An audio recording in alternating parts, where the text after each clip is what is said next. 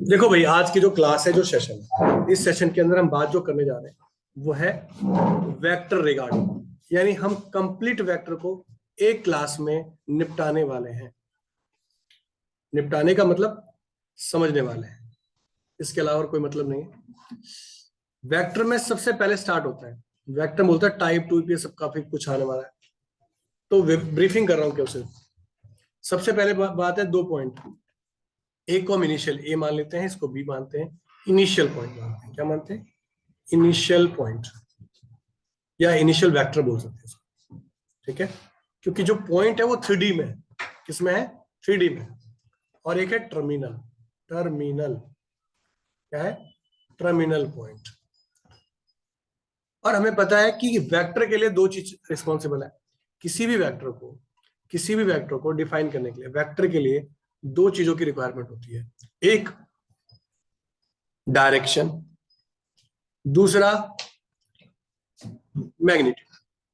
अगर ये दो चीज अवेलेबल होती हैं, दो चीज अवेलेबल होती है, दोनों चीज अवेलेबल होती है, तो हम उसे बोलते हैं कि जियो वेक्टर है।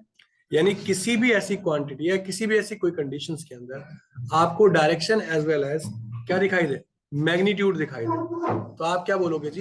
क्या है वो? वेक्टर है। तो यहाँ डायरेक्शन को हम शो करते हैं ऐसे। अब इसे हम लिखते कैसे हैं? ए बी वेक्टर, यानी ए से स्टार्ट हुआ और बी की ओर गया। ये जो एरो का सेंस है वो क्या कहता है कि जहां से स्टार्ट हो रहा है, जहां की ओर जा रहा है, वो बताना चाहता है इसका डिस्प्लेसमेंट का डायरेक्शन। अब हमें अगर वेक्टर निकालना, देखो वेक्टर दो टाइप के हैं। एक पॉइंट वेक्टर, जो कि कोऑर्डिनेट पे किसी एक पॉइंट को डिफाइन करेंगे, और एक होता है प्रॉपर वेक्टर। प्रॉपर वेक्टर इसलिए कह रहा हूं क्योंकि प्रॉपर वेक्टर को ही आगे चल के हम डायरेक्शन रेशियो का नाम लेने वाले हैं, जहां पर डिस्प्लेसमेंट पॉसिबल है। तो देखो, अब अगर मैं बात करूं x1 y1 और z1, ये हमारे पास पॉइंट है, ये x2 है, y2 है, और ये z2 है। तो मेरे पास जो ए बी वेक्टर होगा x2 minus x1 i, y2 minus y1 j, and z2 minus z1 k। ठीक। अब आपके पास एक बात क्लियर हो गई कि हाँ भाई, किसी वेक्टर को निकालने के लिए डिस्प्लेसमेंट है। ध्यान रखना, पॉइंट भी एक वेक्टर है, क्योंकि वो थ्री डी के अंदर अपने आप को डिफाइन कर रहा है। मैंने क्या कहा? पॉइंट भी एक वेक्टर है, क्योंकि वो थ्री डी के अंदर अपने आप को डिफाइन कर रहा है। और अगर कुछ भी नहीं कर रहा तो हम ओरिजिन से उसकी डिस्प्लेसमेंट निकालते हैं, उसे पोजीशन वेक्टर बोल देते हैं। क्या बोलते हैं? पोजीशन वेक्टर बोल देते हैं। क्या बोलते हैं बच्चों? Position vector. इतनी बात क्लियर हो रही है, नहीं हो रही है? अरे क्लियर हो रही है, यस सर। क्लियर हो रही यस है। सर। ठीक। तो पोजीशन वेक्टर कहते हैं। पर जब रेशो की बात आती है तो हमें प्रॉपर डिस्प्लेसमेंट चाहिए होता है। क्या चाहिए होता है? प्रॉपर डिस्प्लेसमेंट चाहिए होता है, जिसके लिए हमने ये फॉर्म निकाला। अब ध्यान से देना, जिन वेक्टर के अंदर डिस्प्लेसमेंट होता है, क्या होता है? डिस्प्लेसमेंट होता है, उन्हें हम डायरेक्शन रेशो कहते हैं। यानी x2 minus x1, y2 minus y1 and z2 minus z1, ये हमारे क्या कहलाते हैं? डीआरस कहलाते हैं। अब डीआर का मतलब होता है डायरेक्शन रेशो। बेटा मैं टू द पॉइंट पढ़ा रहा हूँ, यानी एग्जाम को लेकर पढ़ा रहा हूँ, ठीक है? कुछ चीजें जो जरूरत नहीं है उनको मैं छोड़ दूंगा डायरेक्शन रेशो से। यस। कोई दिक्कत तो नहीं है ना? नो या सर। ज्ञान लेने की नो चक्कर में सर। हो? ज्ञान का समय गया? चलो, अब अगला आता है कि सर इसे समझा दीजिए जरा, अच्छा लगेगा। मैंने कहा ठीक है जी, ये 1 2 3 और 9 7 और 8 कर देते हैं इसको। ये ए वेक्टर हो गया, ये बी वेक्टर हो गया। तो मैं ए बी वेक्टर के बारे में बात कर रहा हूँ। तो ए बी वेक्टर क्या होगा? 9 - 1, डायरेक्शन का इशू है, ध्यान रखना। डायरेक्शन डायरेक्शन 7 - 2 जे, और 8 - 3 के।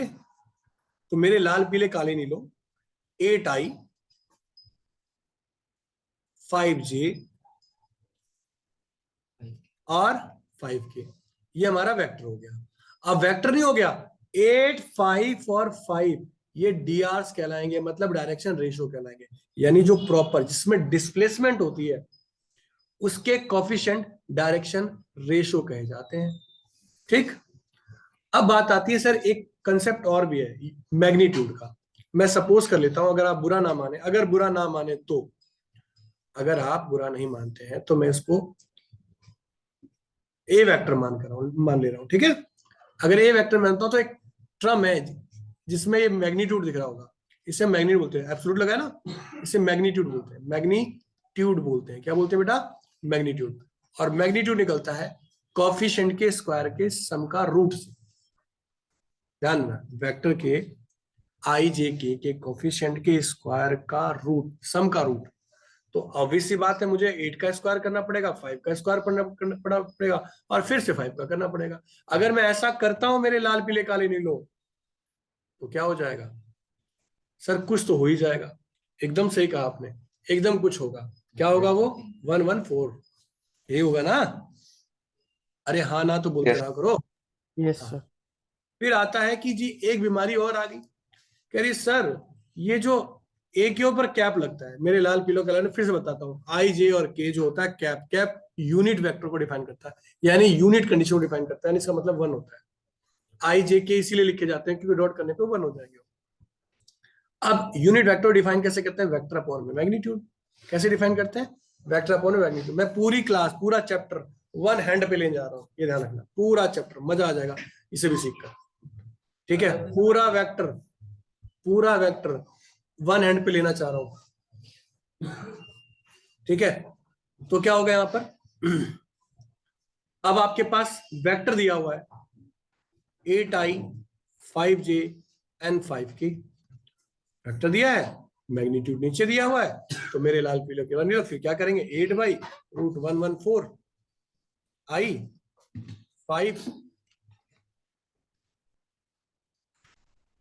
5/√114 j and 5/√114 k। तो अब यहां आ गया सर, इसके करके आपने क्या पा लिया? मैंने कहा बेटा मैंने बहुत कुछ पाया, क्योंकि यूनिट वेक्टर के कोफिशिएंट मेरे लाल क्या होते हैं? एक सेकेंड डायरेक्शन होल्ड, कोसाइन। एक, हाँ डायरेक्ट। तो यहां पर क्या है? वेक्टर के कोफिशिएंट्स क्या है? डायरेक्शन कोसाइन कहलाते हैं। क्या कहलाते हैं? D R, direction cosine, direction cosine कहलाते हैं। अब डायरेक्शन कोसाइन है तो सर क्या लिखेंगे इसे? हम इसे एल एम एन बोल सकते हैं, या फिर कोसाइन। कोसाइन मतलब इसकी जो फॉर्म है वो कॉस के एंगल में डिफाइन होती है, जिसे हम cos alpha, cos beta and cos gamma भी बोलते हैं मेरे बच्चों। क्या बोलते हैं? Cos gamma. तो यहां से कॉस अल्फा की वैल्यू है, या एल की वैल्यू है 8/√114। दूसरा है 5/√114 एंड 5/√114। ठीक, एक प्रॉपर्टी यहां बनती है हमारी। क्या सर? आपने कहा था कि ए जो है, ए यूनिट वेक्टर है और यूनिट वेक्टर 1 होता है, तो क्या होता है बच्चों? यूनिट वेक्टर के कोफिशिएंट के स्क्वायर का सम 1 होता है। यानी ये इंपॉर्टेंट फैक्ट है, ये प्रॉपर्टी है। इस प्रॉपर्टी से 1 मार्क्स के क्वेश्चन मिलते हैं, लगभग 1 मार्क्स, और कई बार 2 मार्क्स में भी क्वेश्चन यहां से पूछे जाते हैं। तो यहां से एक प्रॉपर्टी हमारी बनी कि cos square alpha plus cos square beta, ये पेपर में आया हुआ है बच्चों, इस पे साइन पूछता है वो, बताऊंगा इसके बारे में, बताऊंगा बाद में। Cos square gamma equal to 1। ठीक है, ये है आपकी प्रॉपर्टी, ऊपर वाली फॉर्म से हमने बनाया। और अगर आपको विश्वास नहीं है तो हम चेक कर लेते हैं। ये देखिए आपने एलिमेंट निकाल रखा है, निकाल रखा है ना, तो स्क्वायर स्क्वायर करेगा 64 114 प्लस 25 114, और मेरे काले पीले नीले जो भी हरे, ये देखो इनका सम 1 हो गया नहीं हो गया? अरे हाँ क्या ना? Yes yes sir. बस यही बात थी। तो हमने क्या सीखा? डायरेक्शन रेशो सीखा और डायरेक्शन कोसाइन सीखा। इनसे मिलती जुलती प्रॉपर्टी थी। अब ध्यान रखना, कोई भी गेम होने वाली, देखो छोटी सी 2 मिनट का टाइम लेता हूँ और छोटे छोटे फैक्ट बता देता हूँ। को इनिशियल वेक्टर, एक ही पॉइंट से जब कई सारे वेक्टर पास होते हैं तो उन्हें क्या बोलते हैं? को इनिशियल वेक्टर। क्या बोलते हैं?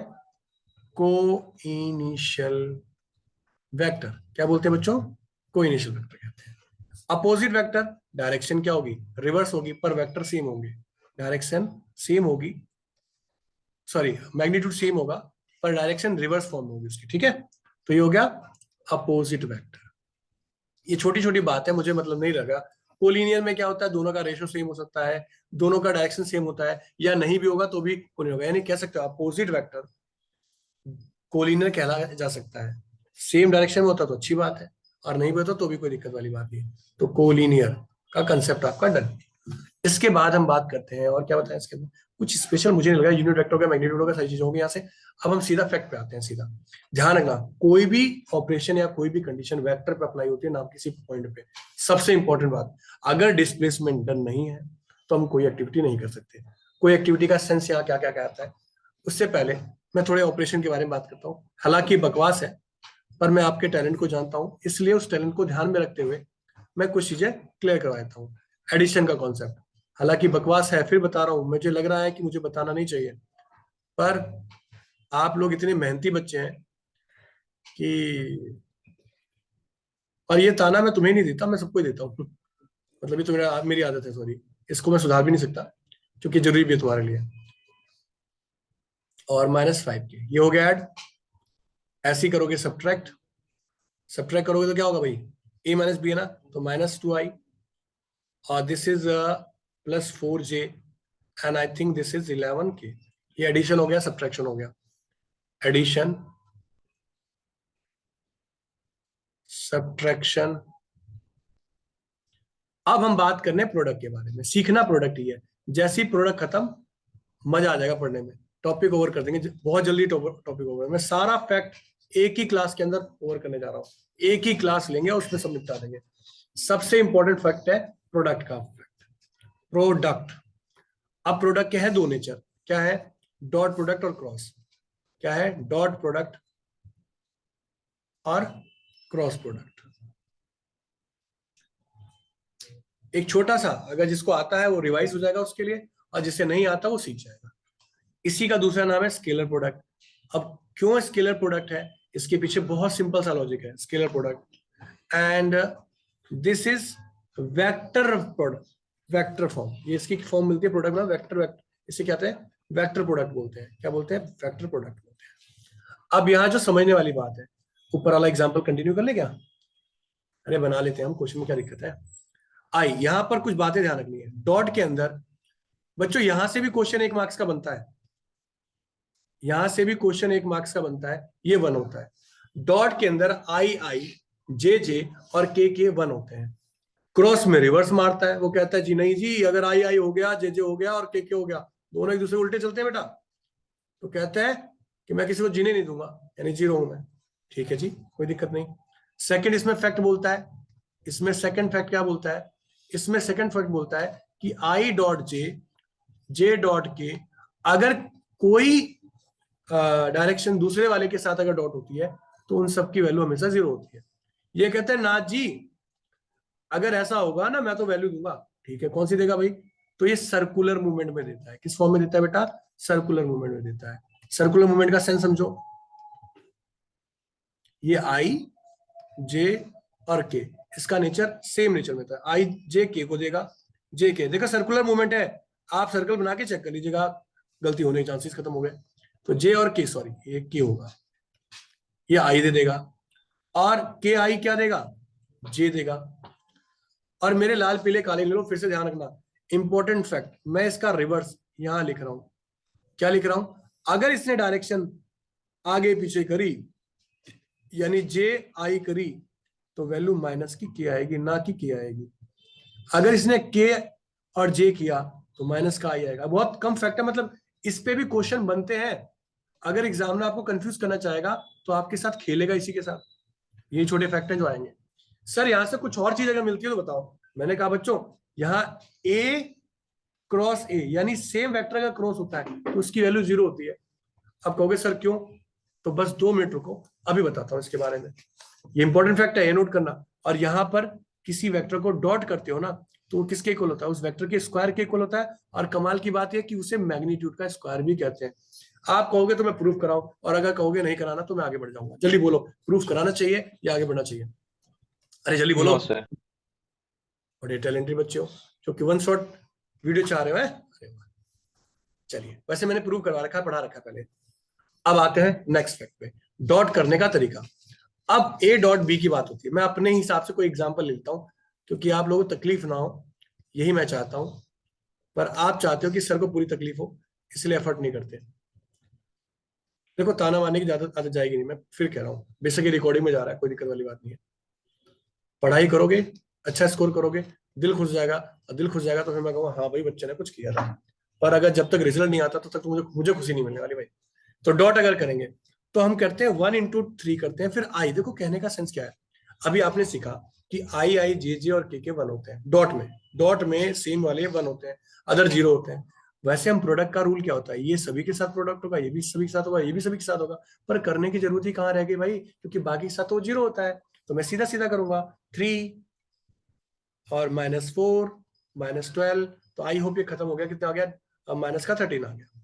इसीलिए इसे स्केलर कहते हैं, क्योंकि इसकी वैल्यू नंबर में आती है, और नंबर क्या है, स्केलर वैल्यू। ठीक है, मैंने वेक्टर स्केलर की कंसेप्ट नहीं बताया, वो आप समझदार हो, मुझे लगता नहीं बताने की जरूरत। अब आते हैं ए क्रॉस बी के ऊपर।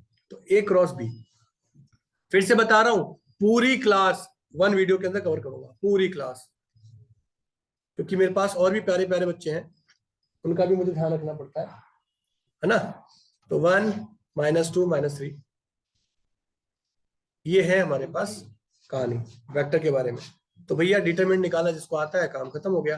तो यहां से हमने क्या किया, -8 + 6 -j और 4 प्लस, सॉरी क्या है जे है ना, हाँ 4 + 9 और प्लस के 2 + 6। भाई वीडियो आने वाली है आज, फिर से आपको क्लास मिलेगी किसकी, AOI। फिर से पूरा डिटेल एक्सप्लेनेशन है, उसे देख लिया तो लाइफ मस्त, बाकी तुम्हारी इच्छा है। टॉपिक 1 में ही कवर कर दिया है मैंने सारा आज के। ये आपके पास है 2i - 13j + 8k, यहां तक क्लियर हो गया। तो ये आपके क्रॉस वेक्टर आपके पास आ चुका है। तो इसका नेचर कैसा है, वेक्टर है। इसका नेचर कैसा है, स्केलर है। इसका नेचर क्या है, वेक्टर है। इसीलिए उसको स्केलर वेक्टर कहते हैं और इसको वेक्टर प्रोडक्ट कहते हैं। इतनी बात क्लियर हो गई, कोई कन्फ्यूजन, मतलब कंफ्यूजन है तो बताओ। नो है? नो। अरे वाह, ये पीयूष जी कुछ कहना चाह रहे हैं, कह रहे हैं सर मजा नहीं आया। हाँ बेटा, कुछ कहना चाह रहा है? नहीं सर। कहेगा क्यों, कह रहे जो कुछ करा दो बस करवा दो, कल तो पेपर है। चलो ठीक है, हम बढ़ते हैं। फर्स्ट ऑफ ऑल मुझे 3 चीजों पे बात करनी है। एक है परपेंडिकुलर केस, दूसरा है पैरेलल केस, और तीसरा है मेरे प्यारे बच्चों एंगल कंसेप्ट। क्या है, एंगल कंसेप्ट। बहुत ही क्लियर वर्ड में बोल दूं, हम परपेंडिकुलर, पैरेलल और एंगल तभी निकाल पाते हैं जब वेक्टर प्रॉपर नेचर में होते हैं, यानी डायरेक्शन रेशो से बने वेक्टर से ही हम परपेंडिकुलर, पैरेलल और एंगल निकाल सकते हैं, और कोई तरीका इसका नहीं है। पॉइंट का कोई यूज नहीं है यहाँ पर। ठीक है, चलिए आगे कार्यक्रम बढ़ाया जाए। तो देखो परपेंडिकुलर केस में क्या होगा, दोनों वेक्टर का डॉट 0 होगा। मैं पहले डॉट में बताता हूँ फिर क्रॉस में बताता हूँ। पैरेलल में क्या होगा, ए वेक्टर ना दूसरे वेक्टर का पैरेलल होगा, पर किसी क्वांटिटी का मल्टीपल होगा, इसलिए लैम्डा लगा देते हैं। और एंगल में क्या होगा, A dot B upon magnitude of AB, ठीक, इन एब्सोल्यूट, क्योंकि एंगल नेगेटिव नहीं होगा यहाँ पर। ठीक, तो ये आ गया जी cos थीटा। अब अगर हम बात करते हैं क्रॉस के थ्रू, अगर सर हमें कुछ कार्यक्रम ऐसा फिट करना पड़े तो क्या करेंगे। अरे हाँ, एक चीज अभी बोला था ना मैंने, आपको यहाँ बताऊंगा। A क्रॉस A 1 क्यों होता है, देखो अगर दोनों सेम होंगे तो आपने एक प्रॉपर्टी पढ़ी होगी, अगर 2 रो या कॉलम सेम होते हैं डिटरमिनेंट में तो उसकी वैल्यू 0 होती है। ठीक है, 2 रो या 2 कॉलम सेम हो डिटरमिनेंट में तो 0 होती है, इसीलिए A क्रॉस A 0 होता है। ठीक, चलिए क्रॉस में अगर हमें एंगल निकालना हो तो sine theta, A cross B का magnitude upon A magnitude B magnitude. इतनी बात समझ में आ गई, हाँ या ना? अरे बोलो हाँ ना, बोलो जल्दी बच्चों, आगे बढ़ो। Yes sir. यस। चलो अब हमें 2 चीज सीखनी है। क्या सीखनी है, मुझे एक प्रोजेक्शन सीखना है और एरिया सीखना है। क्या सीखना है, प्रोजेक्शन। और सर क्रॉस में पैरेलल और परपेंडिकुलर केस बता दो। इसमें पैरेलल परपेंडिकुलर केस क्रॉस वाला है, मगर अभी रहने दो, इतना ही करना, तुम्हें ज्यादा दिमाग नहीं लगाना है, इसमें काम चल जाएगा। पैरेलल इसका केस करने की जरूरत नहीं है, ये रिवर्स होता है। A क्रॉस B की बात अगर 0 होती है तो हम परपेंडिकुलर बोलते हैं यहाँ पर, सॉरी सर ये कैसे पता चलेगा कि cos थीटा यूज हो गया है sin थीटा? फिलहाल ही है। अरे आप कॉस से करो ना बेटा, साइन अगर देखो 1 मार्क्स या 2 मार्क्स का क्वेश्चन आएगा और देगा तो दोनों कंपेयर करके क्वेश्चन देगा और स्पेशल कुछ नहीं देगा, इसलिए मैं बहुत ज्यादा नहीं बता रहा हूँ, बता उतना ही रहा हूँ जितनी जरूरत है। फिलहाल इससे ऊपर नहीं कुछ आएगा, जो बताया उससे ऊपर नहीं जाएगा। प्रोजेक्शन डॉट के केस में प्रोजेक्शन बनता है, जैसे कि ए प्रोजेक्शन, ए क्या कर रहा है, ए वेक्टर क्या है, प्रोजेक्शन बना रहा है किस पे, ऑन बी पे। तो ए डॉट बी का यूनिट वेक्टर या A dot B upon B magnitude, ऐसे लिख लो। ध्यान रखना ये प्रोजेक्शन बनाएगा, क्रॉस एरिया बनाएगा। अगर ए क्रॉस बी कर रहे हो, इसका मैग्नीट्यूड कर रहे हो, तो ये एरिया दिखाएगा। किसका दिखाएगा, area of rectangle, rhombus, parallelogram, ठीक है, रोम्बस, पैरेललोग्राम और जो भी इस टाइप का होगा। सर्कल, एरिया ऑफ ट्रायंगल के लिए एरिया ऑफ अगर ट्रायंगल के बारे में बात करें तो इसका हाफ कर दिया जाएगा, काम खत्म, ठीक है। एरिया ऑफ ट्रायंगल करना हो तो हाफ कर देंगे। अब यहाँ पर एक फैक्ट है, मुझे 2-3 फैक्ट मतलब डिस्कस करना है, पर मैं फिलहाल वो फैक्ट बताने जा रहा हूँ। ये रेड भी कर देता हूँ क्योंकि मुझे लग रहा है बहुत इंपॉर्टेंट फैक्ट है, एग्जाम में पूछे जाने के बहुत आसार है। अगर क्वेश्चन में कहता है यूनिट परपेंडिकुलर वेक्टर, वो आपसे फाइंड करने को कहता है कि यूनिट परपेंडिकुलर वेक्टर निकालो। तो देखो परपेंडिकुलर जब बोलेगा तो मैं बिना सोचे समझे A dot B equal to 0 कर दूंगा, पर अगर उसने यूनिट परपेंडिकुलर बोल दिया मेरे प्यारे बच्चों, तो उस केस में मैं इन दोनों का क्रॉस करूंगा और क्रॉस से नया वेक्टर बनाऊंगा और नए वेक्टर का क्या करूंगा, यूनिट निकाल दूंगा। क्या निकाल दूंगा बच्चों, यूनिट निकाल दूंगा। बस यही गेम है और बड़ा इंपॉर्टेंट फैक्ट है ये, शायद एग्जांपल नंबर 23 या 24 ऐसी कुछ है, देख लेना। और 10.4 में क्वेश्चन नंबर आई थिंक 2 है, ये देख लीजिएगा, ठीक है, नोट करना, नोट कर लेना। 23 एग्जाम्पल नंबर 23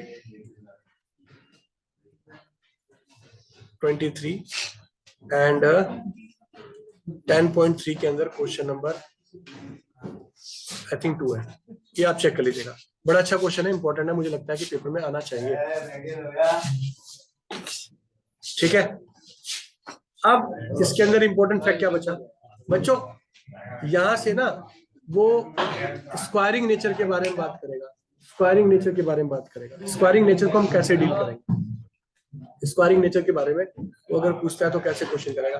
तो मैं एक काम करता हूँ, परपेंडिकुलर हो गया, पैरेलल हो गया, सारी चीजें हो गई, इसमें कुछ और चीज आपके रह रही हो नहीं। जैसे मुझे यहाँ से लगता है कि क्वेश्चन ऐसा पूछा जाएगा, ABC आपका 0 दे रखा है और कहेगा कि ABC आर यूनिट वेक्टर, क्या बोलेगा वो, ये इंपॉर्टेंट फैक्ट में है क्वेश्चन में, A, B and C is unit vector, ठीक है।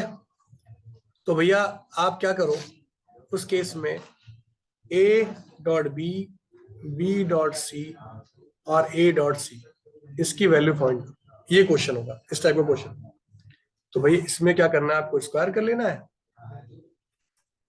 और A plus B plus C का होल स्क्वायर इक्वल टू 0, ये वेक्टर है बच्चों। तो यहां से क्या होगा, A का स्क्वायर, B का स्क्वायर, C का स्क्वायर। बच्चों यहाँ वेक्टर नहीं लगाते कई बच्चे, यानी सिंबल नहीं लगाते कई बच्चे, तो उनका थोड़ा सा मतलब ध्यान रखना मुझे कि अगर वेक्टर का सिंबल ही उड़ाया तो मार्क्स उड़ा दिए जाएंगे।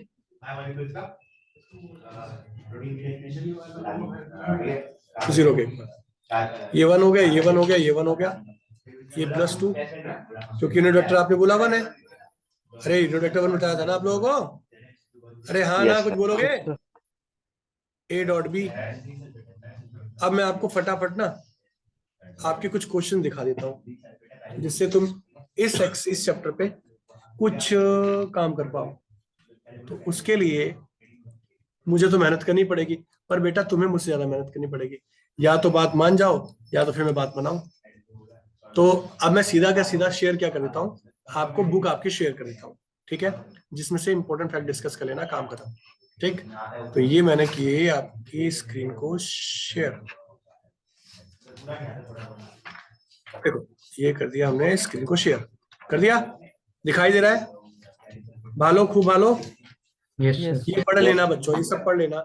एग्जाम्पल नंबर 2 मेरे हिसाब से आप लोगों को पढ़ लेना चाहिए, वेरी गुड, बहुत अच्छा क्वेश्चन है, 3 कर लोगे काम हो जाएगा। इसमें से क्वेश्चन नंबर 4 कर लो, क्वेश्चन नंबर 2 इच्छा करे तो करना, ये मत करना, कोई जरूरत नहीं है। ये लो 2 कर लो, कर लो कर लो, पहले एक्सरसाइज में से क्वेश्चन हो गया। उसके बाद आप क्या करेंगे, बहुत ध्यान से क्वेश्चंस करने हैं। एग्जाम्पल इक्वल वाला वेक्टर है, मुझे नहीं बताना कि आप इक्वल करना है क्या क्या आप कर लोगे, इसमें कोई बताने वाली बात नहीं है। एग्जाम्पल देख लेना, जहां लगे दिक्कत तो वहां पूछ लेना। सेक्शन फॉर्मूला है तो सेक्शन फॉर्मूला भी सेम है, कुछ बदला नहीं है, इंपॉर्टेंट फॉर्मूला है, काम हो जाएगा। ठीक, दूसरे वेक्टर में सारी चीजें आसान है। अब मुझे इसमें से लगता नहीं कि 3 मार्क्स का कोई क्वेश्चन होगा, हाँ 1 या 2 मार्क्स में क्वेश्चन पूछे जा सकते हैं, तो इसे पूरा पूरा रीड मार लेना। 8 यूनिट का मतलब क्या होता है, यूनिट वेक्टर निकालो 8 से मल्टीप्लाई कर दो, काम खत्म, कुछ भी स्पेशल नहीं है। यूनिट वेक्टर निकाल के 8 से मल्टीप्लाई कर दो, 9 यूनिट। इसी तरह क्वेश्चन पूछे जाते हैं, वो जो ऊपर वाला क्वेश्चन बताया वो पूछा, इनमें 1 मार्क्स से क्वेश्चन देख लेना। ठीक है, ये आपके मतलब फॉर्म से जो मैंने आपको समझाया सारी चीजें इसमें बकवास कर रखी है, कोई काम की चीज नहीं है, मतलब है तो काम की चीज, मगर अब आपको समझा दी तो आप कर लोगे आराम से, कोई समस्या नहीं है। ये देखो, ये कह रहा है एबीसी और ये परपेंडिकुलर, भाई दोनों का सम किया और इनका किया, दोनों का डॉट कर दो, 0 के इक्वल तो वहां से आंसर आ जाएगा। ठीक है, जस्टिफाई कर लोगे, कोई समस्या वाली बात नहीं है। ये हो जाएगा आपका 10.3। 10.3 में प्रोजेक्शन के ऊपर क्वेश्चन बता दिए, फॉर्म बता दी, कुछ नहीं, इन दोनों का डॉट करो, जिसके ऊपर प्रोजेक्शन है वो नीचे यूनिट वेक्टर होल्ड करता है। ठीक है, इसमें से क्वेश्चन करने वाला 13 क्वेश्चन इंपॉर्टेंट है, क्वेश्चन नंबर 9 इंपॉर्टेंट है, क्वेश्चन नंबर 10 इंपॉर्टेंट है, ये अच्छे क्वेश्चन है, 7 क्वेश्चन इंपॉर्टेंट है, 6 इंपॉर्टेंट क्वेश्चन है, अच्छे क्वेश्चन है, देख लेना इनको एक बार, देखने की आपकी इच्छा हो तो। अरे हाँ या ना, यस अरे भालो या खूब भालो या कोई भालो नहीं है जल्दी बोलो, सर खूब भालो। खूब भालो। ठीक है, अब कहोगे सर इतनी स्पीड से पढ़ाओगे तो मतलब हम तो टॉप कर जाएंगे। अरे मैं स्पीड से पढ़ा रहा हूँ इसलिए क्योंकि तुम्हें बता रखा है। मेरा 23 एग्जाम्पल था जो मैंने कहा था आपसे, वो 24 नहीं 23 था, करेक्ट कर लो, ये इंपॉर्टेंट एग्जाम में आ सकता है, इसके चांसेस बहुत ज्यादा है। एक ये रहा आपके पास, ठीक, एरिया निकालने का ध्यान रखना, अगर ए बी सी में एरिया निकालना है ट्रायंगल का तो दोनों के इनिशियल पॉइंट सेम होने चाहिए। देखो ये इनिशियल दोनों क्या होंगे, सेम होंगे। ठीक है, अगर इनिशियल सेम नहीं है तो एरिया नहीं निकल पाएगा, ये ध्यान रखना, क्योंकि एडजेंट सेट के बारे में बात की जाती है। ठीक है, क्वेश्चन नंबर 2 कर लेना, फर्स्ट कर लेना, आई थिंक 4th भी अच्छा है, 5th भी अच्छा है, बाकी सब बकवास लग रहे हैं मुझे, आपकी इच्छा है, करना हो तो करो, नहीं करना तो मत करना। एक इंपॉर्टेंट फैक्ट और है, अगर कोलिनियर बोलता है 3 वेक्टर देखा है तो 2 वेक्टर का सम तीसरे वेक्टर के इक्वल होता है, ये कोलिनियर का केस है, ये नोट कर लो पॉइंट, अगर नोट करने की इच्छा है तो।